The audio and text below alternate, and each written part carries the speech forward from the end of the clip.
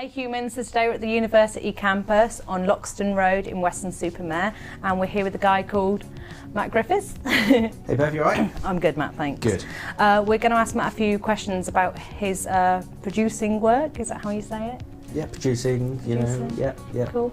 Okay, we were name dropped, Matt was name dropped last week's by Shane Nolan. So without further ado, Matt, what's your relation to Weston? Because I ask everybody. My relationship to Weston, well, I live here. I've lived here since about 1993. I'm from the Midlands. I'm from Birmingham originally. Okay. And I moved to Weston, back in 1993. And when I was about 8. So I grew up here. I've spent pretty much most of my life here. Yeah. So that's Went to college here.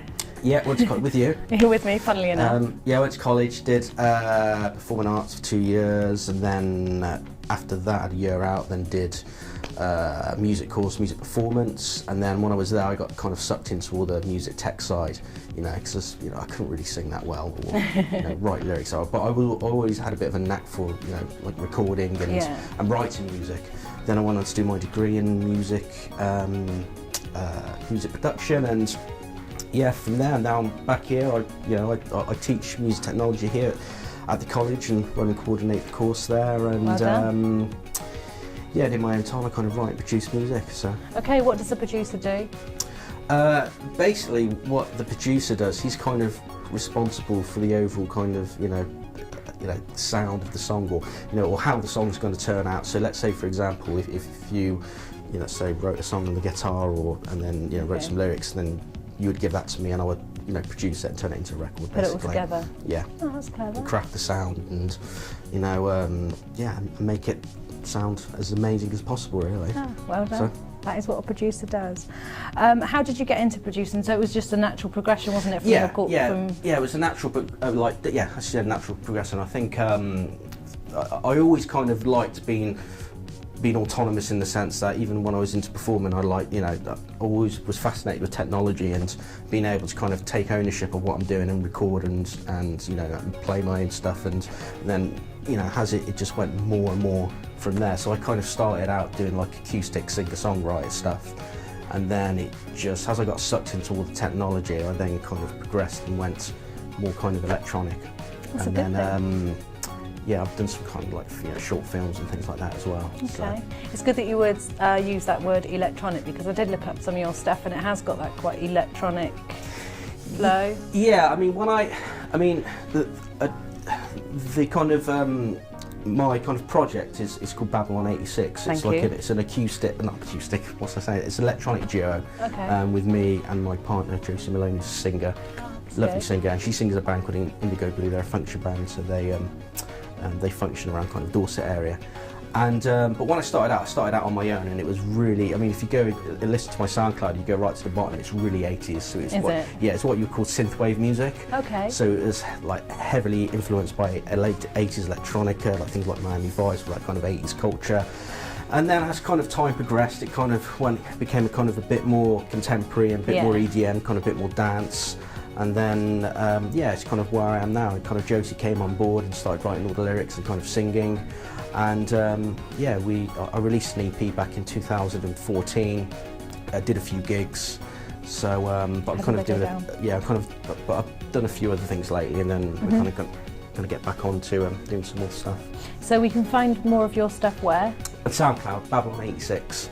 Humans. And there's YouTube as well. You can check it out. There's some videos on YouTube, things like that. Okay. Doing some performances. We'll check them out. How much time goes into producing one video, like from start to finish, with somebody approaching you with an idea? So finished it going out? It depends. It depends how complex the track is, or the flow of your work. And sometimes you can get an idea, and then your ideas can just develop, and the track can write itself. Like instantly. Nice. And then sometimes you can get really stuck on a song, and you need a bit of time out, and then you go back and then approach it. But for example, like my first EP that I did, I think I worked on that for about 2013, 2012, for about maybe, I conceived it probably about a year, but yeah, about a year. Then it was 6 months solid. That's really. a long time. That's a Yeah, lot of it love just that takes- goes into one. Because you got to like, you got to write the music, Uh-huh. you got to write lyrics, you got to record the vocalist, you got to mix it, you got to master it, you got to go back, you got to refine it. So it's And all of those ideas, they come from every single person involved in it, because it wouldn't be just you, it would be any other artist. So you and Josie put your ideas together. yeah, that's right. So the way I write with Josie is like usually I would kind of come up with an idea. So like a piece of music, whether that be a hook or something like that. So for one of the tracks that we did called Vision, I came up with this little synth melody, and then she had a listen, and then she would like hum the melody, and then we would write the lyrics, and then I would kind of take it and kind of go from there.